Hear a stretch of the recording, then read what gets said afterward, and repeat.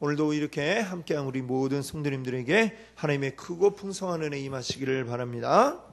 우리 매주 수요일 저녁에는 우리 함께 웨스트민스터 소유리 문답, 우리 함께 이 내용들을 함께 살펴보고 있습니다.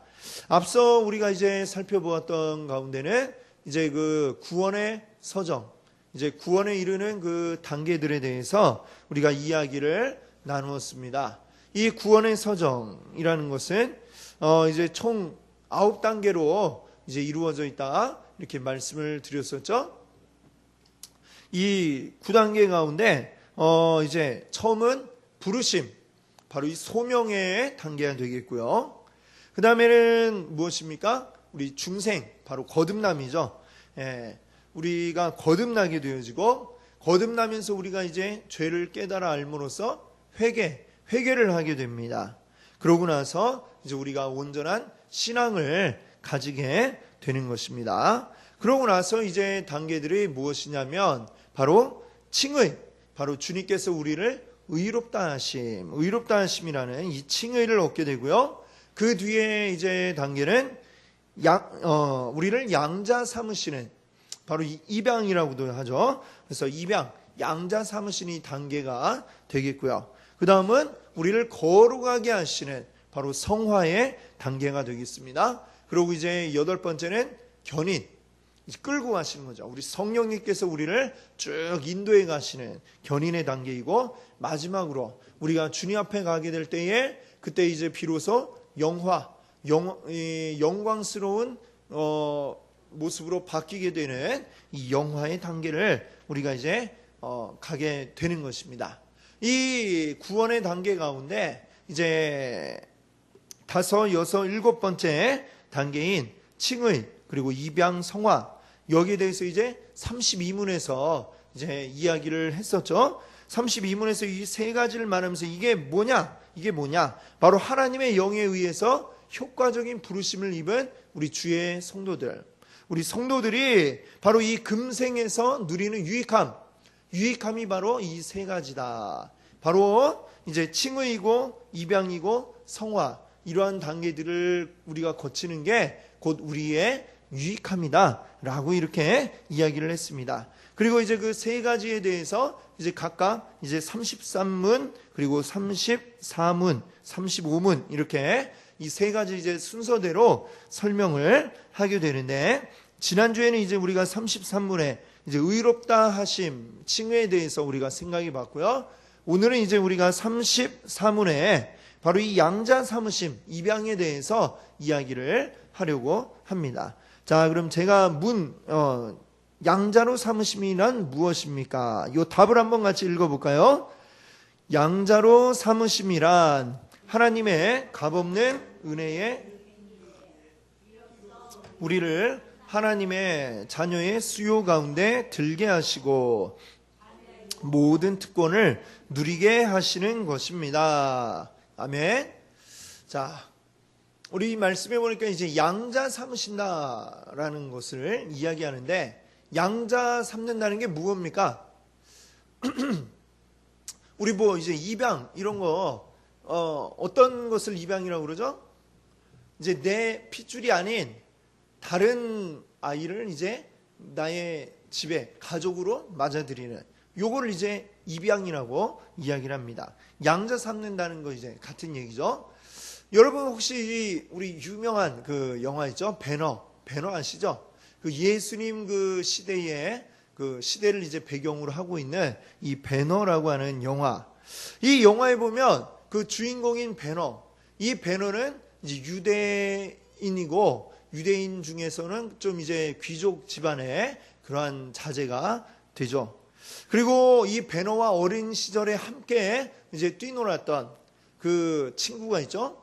그 친구는 로마인인데 바로 이제 메살라라고 하는 이 로마인 친구가 있었는데, 이 친구는 이제 어릴 때 좀 이제 지내다가 이제 잠깐 떠나갔다가 이제 둘이 성인이 되어서 다시 만나게 되는데, 이 메살라가 새로 유대 지역으로 부임 오게 된 그 총독의 일행으로 이제 오게 되면서 다시 만나게 됩니다.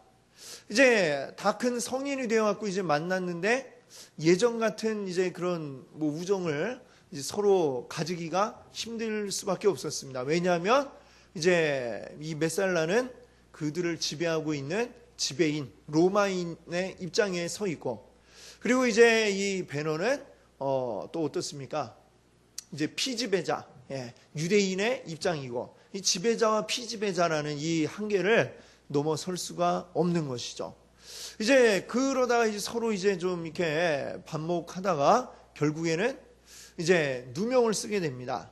이 총독을 암살하려 했다, 뭐 이런 누명을 써서 베너는 노예로 끌려가게 되고, 그리고 그 가족들, 어머니와 여동생은 감옥에 갇히는 그런 일이 생겨나게 되죠.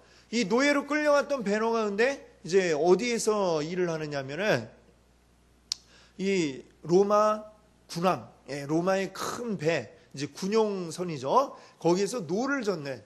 막 이렇게 막 북을 치면은 막 쇠사슬 묶고서 그냥 열심히 노젓네. 이 노예로 일을 하게 됩니다. 그러다가 어느 날 그가 탔던 배가 침몰을 하죠. 침몰을 하는데 그 와중에 용케 이제 같이 가라앉지 않고 살아나는데, 옆에 보니까 또 그 배의 사령관이 이제 물에 빠져서 호우적거리고 있는 겁니다. 그래서 이 사령관을 구해주게 됩니다. 그래서 그 결과 어떻게 됩니까? 베너가 노예 신세에서 이 로마에 아주 잘 나가던 사령관을 구해준 결과 그의 양자가 되는 것이죠. 양자. 자, 이 양자가 되니까 어떻습니까? 원래는 피지배자 유대인의 신분이었던, 더군다나 그 가운데서도 죄를 지어서 이제는 노예가 된 이 사람이 아주 잘 나가는 사람의 양자가 딱 되니까 이 베너가 어떻게 하죠? 유대로 다시 돌아갑니다. 유대로 딱 돌아갔는데 아무도 그에 대해서 함부로 대하지를 못합니다. 왜? 그 사람의 아버지가 로마에 아주 잘 나가는 사람이기 때문에 그런 것이죠. 자, 양자라고 하는 것이 바로 이런 거 아니겠습니까? 내가 그 사람의 어떤 친아들이 아니지만 그가 나를 양자 삼아주게 되면 그의 모든 것이 곧 나의 것이 되는 것이죠. 그의 권세, 그의 뭐 명예, 재산, 뭐 이런 것들이 다 나에게 그대로 물려지게 된다라고 하는 것이, 자, 이게 바로 양자다라고 하는 것입니다. 자, 하나님께서 우리를 양자 삼으셨다라고 하는 것도 역시 그렇습니다. 우리는 본래 하나님의 자녀가 맞습니까? 아닙니까? 본래는 우리는 아니죠. 본래는 하나님의 자녀가 아닌데 우리를 자녀 삼아 주셨다라고 하는 것입니다. 자, 그리고 하나님이 이렇게 자녀를 삼아 주시면서 이게 왜 우리를 자녀 삼아 주십니까? 단순히 우리가 그냥 지옥에 갈 영혼, 천국 가는 것, 그냥 여기에서만 머무는 게 아닙니다.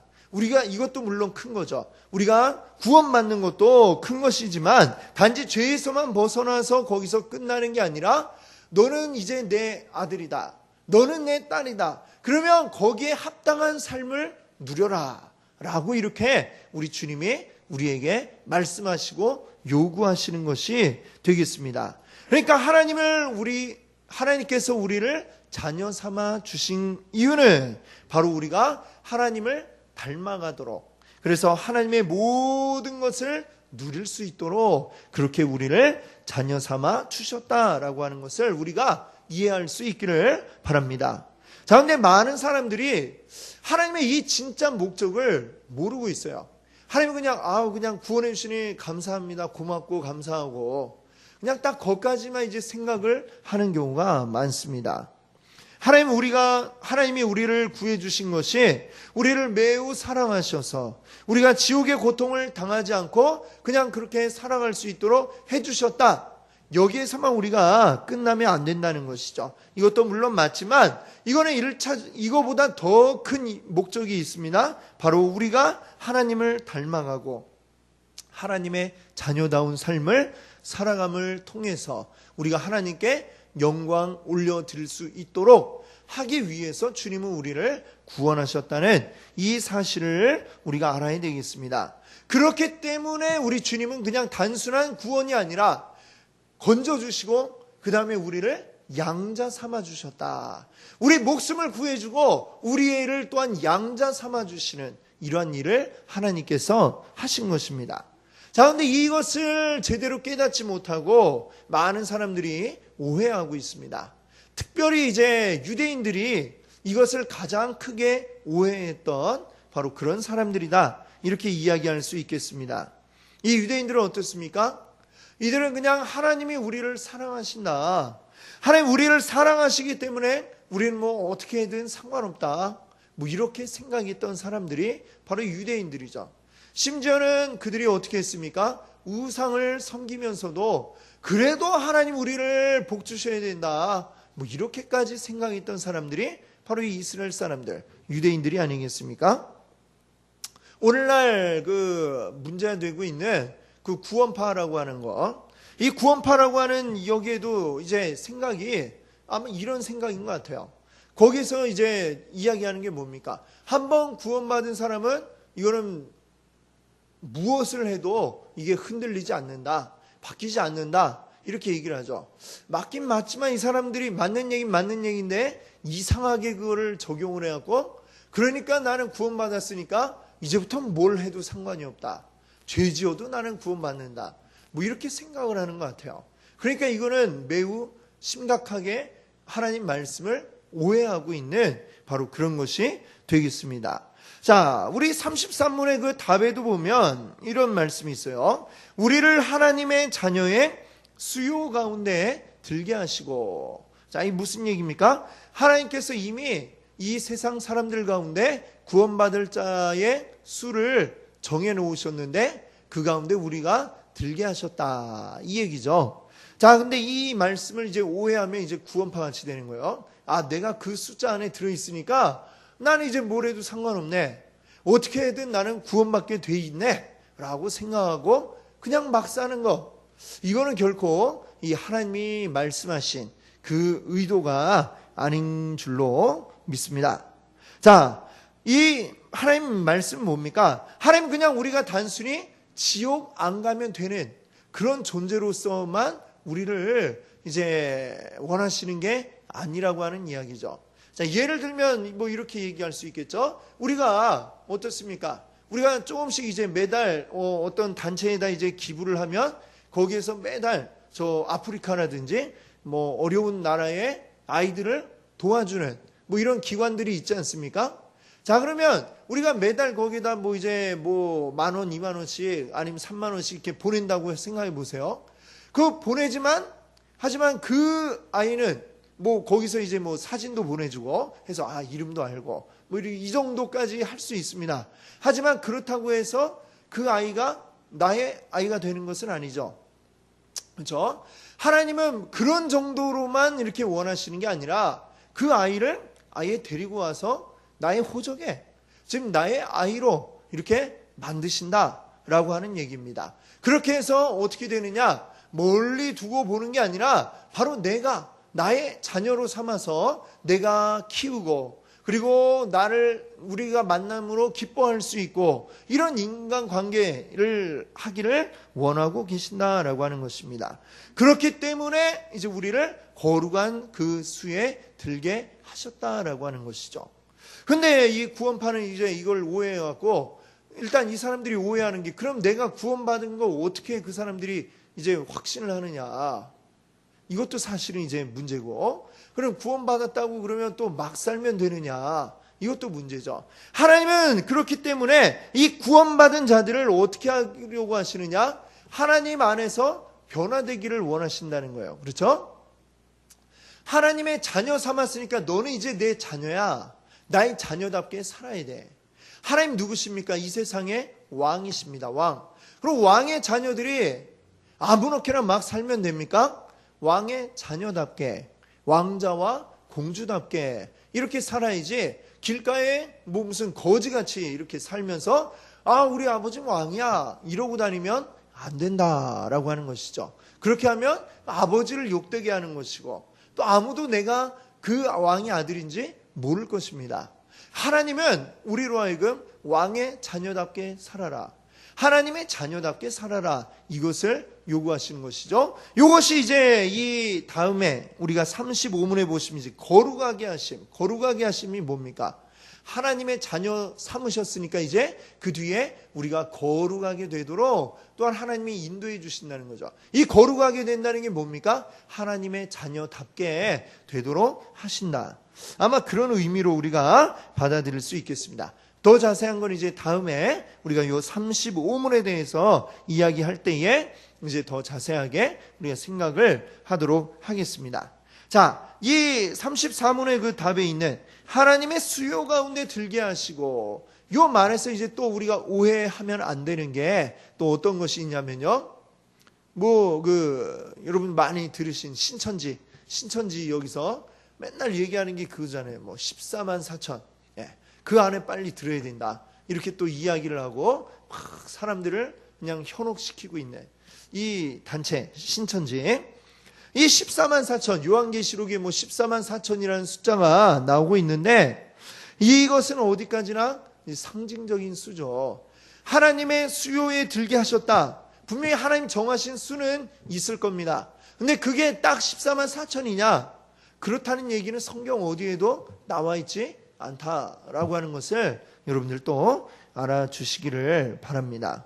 우리는 그 하나님이 택하신 그 자녀의 수요가 몇 명인지 우리가 굳이 알아야 될 이유도 없고, 그리고 또 그를 알 수도 없습니다.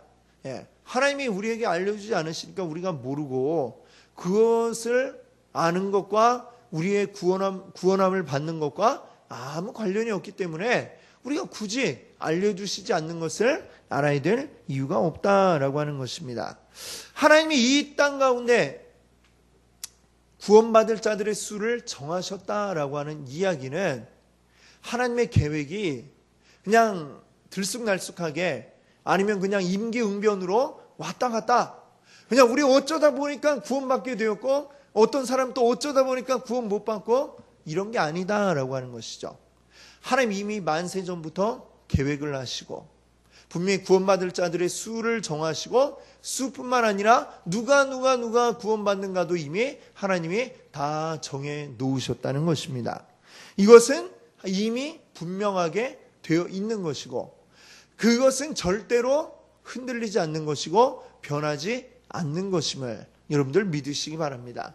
그 하나님의 분명한 계획 가운데 우리가 택함을 받았고 구원함을 받았다라고 하는 것, 이것이 흔들리지 않는 사실임을 여러분들 믿으시기 바랍니다.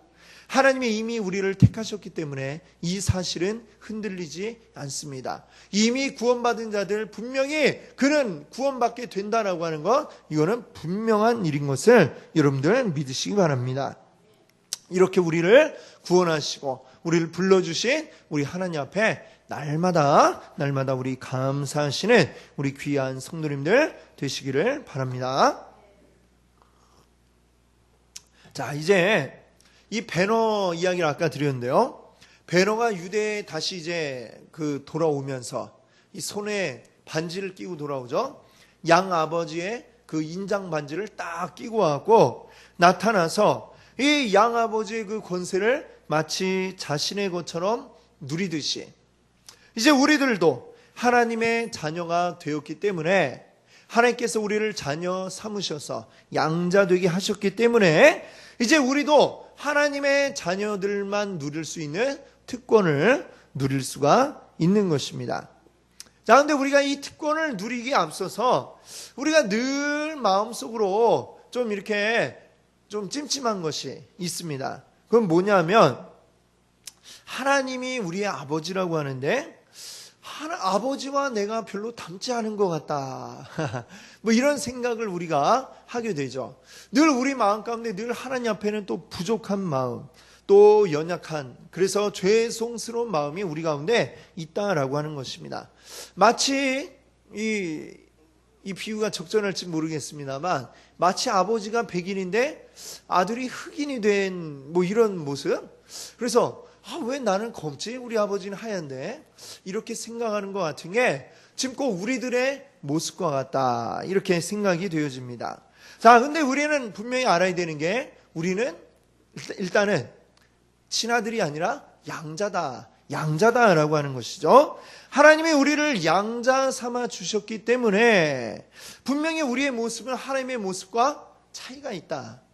그리고 우리에게는 아직 죄된 그런 모습들이 남아있고, 그래서 늘 그런 것 때문에 주님 앞에 또 부끄럽고 연약한 이것 때문에 참 죄스러운 마음이 있는 것이 사실입니다. 자, 그러나 우리 성령님이 우리 안에 오셔서 우리를 양자 삼아 주신 이후에, 그 이후부터 우리 안에 계신 성령님이 우리 안에서 일하고 계신 줄 믿습니다. 우리가 조금씩 바뀌어지고 변화되도록 우리를 하나님의 그 뜨거운 사랑 안에 녹여서 변화시키고 계신 줄 믿습니다. 그리고 우리 안에 하나님의 자녀에 합당한 거룩하고 새로운 성품을 우리 안에 심어주고 계신 줄로 믿습니다. 아멘. 이것을 우리가 기억해야 하는 것입니다. 자, 이것을 바울 사도는 로마서에 보니까요, 이 참감람나무와 돌감람나무의 그 가지로 이렇게 비유를 하고 있습니다. 자, 무슨 얘기냐면 돌감람나무, 열매 전혀 쓸모없는 이런 것만 맺히는 돌감람나무의 가지를 꺾어다가 참감람나무에다가 접붙이기를 하는 것이죠. 그러면 어떻게 되느냐? 이 돌감람나무의 가지에서, 이 접붙임이 잘 된 가지에서는 어떻게 됩니까? 어떤 열매가 맺게 될까요? 참감람나무의 열매가 맺히게 된다라고 하는 것이죠. 이게 아주 놀라운 것입니다. 비록 나는 돌감람 열매를 맺을 수밖에 없는 그런 모습이지만, 주님께 온전히 접붙여 있게 되면 하나님의 자녀가 된다는 것이죠. 그렇게 되면 내 안에 이제 어떤 나무의 진액이 이제 흐르는 거예요? 참감람 나무의 진액이 쫙 흘러가게 됩니다. 그러면서 이게 완전히 바뀌어지게 되는 것이죠. 이 돌감람 나무 가지가 바뀌어지고 거기서 열매를 맺게 되는데 참감람 나무 열매가 맺혀지게 되는 이런 놀라운 일이 생겨나게 되는 줄 믿습니다. 자, 바로 우리들도 역시 우리가 정말 돌감람나무 가지 같은 그런 인생들이지만, 하나님은 우리를 자녀 삼아 주심으로 참감람나무에 접붙임이 되게 하셨다라고 하는 것이죠. 그렇게 함으로써 원래 우리는 먹지 못할 열매를 맺을 그런 인생이었지만, 이제는 온전한 하나님의 열매를 맺을 수 있는 그런 귀한 인생으로 바꾸어 주신 줄 믿습니다. 아멘. 할렐루야. 예, 바로 이 은혜를 우리가 날마다 기억하며 우리 하나님 앞에 감사할 수 있기를 바랍니다. 자, 그럼 이렇게 해서 우리가 정말 주님께 접붙여져서 온전한 주님의 양자가 되었는데, 자, 이 양자들이 누리는 특권, 하나님의 자녀들이 누리는 특권이 무엇이냐? 특권이 무엇일까요? 자, 첫 번째는 뭡니까? 자녀가 되었으니까 아버지라고 부를 수 있는 특권이 우리에게 생긴 줄 믿습니다. 아멘. 하나님을 아버지라고 부를 수 있는 것, 아무나 아버지라고 부를 수가 없습니다. 우리의 아버지니까 우리가 아버지라고 부를 수가 있는 것이죠. 그래서 예수님께서 우리에게 기도를 가르쳐 주시면서 너희는 기도할 때 이렇게 하라 하고서 그 다음에 뭐라고 하십니까? 하늘에 계신 우리 아버지여. 그렇습니다. 이렇게 기도해라 라고 가르쳐 주시면서 하늘에 계신 우리 아버지, 우리 하나님을 우리 아버지라고 부르라고 주님이 일러주고 계십니다. 하나님은 우리의 아버지가 되어서 우리 모든 어려움을 해결해 주시는 줄 믿습니다. 아버지는 그 자녀를 책임지는 자죠. 하나님도 우리를 책임져 주시는 분이신 줄 믿습니다. 하나님의 말씀만 붙들고 나아갈 때 우리의 먹는 것, 입는 것, 우리 생활하는 가운데 필요한 그 모든 것들 뿐만 아니라 우리 장래의 미래에 필요한 모든 것들까지도 우리 주님께서 온전하게 인도해 주실 줄로 믿습니다. 아멘. 자, 그 다음 두 번째로 우리가 누릴 수 있는 특권은 무엇이냐? 우리는 우리의 미래에 대해서 염려할 필요가 없습니다. 아멘. 자, 사람이 제일 불안한 게 이거 아닙니까? 우리 미래에 대해서 알지 못한다는 거. 자, 뭔가 결정을 내려야 되는데 이렇게 할까 저렇게 할까. 이게 어떤 결과가 될지 우리가 뻔히 안다면 그렇게 하겠지만 모르니까 우리가 걱정이 되죠. 그래서 이 수험생들 뭐 대입시험 치를 때만 되면 보면 어떻다고 그럽니까? 그 뭐 점 보는 그 집에 가면 아주 바글바글 한다고 그러잖아요. 어디다가 넣어야 될까요? 아니면 뭐 이번에 붙을까요? 떨어질까요? 물어보면 뭐합니까? 공부를 열심히 해야 붙는 거지. 그렇죠? 뭐 필요 없는 걸 그렇게 묻는데 이게 바로 우리가 이 미래에 대한 불안 때문에 그렇다는 것이죠. 자, 근데 오늘 우리 새벽에도 우리 함께 말씀 나눴습니다만 주의 말씀은 내 발의 등이요 내 길의 빛이니이다. 우리 하나님이 우리의 모든 갈 길을 밝히 비춰주신다라고 했습니다. 우리 갈 길을 밝히 보이시니 우리 주 앞에 빨리 나갑시다. 이 찬송이 있지 않습니까?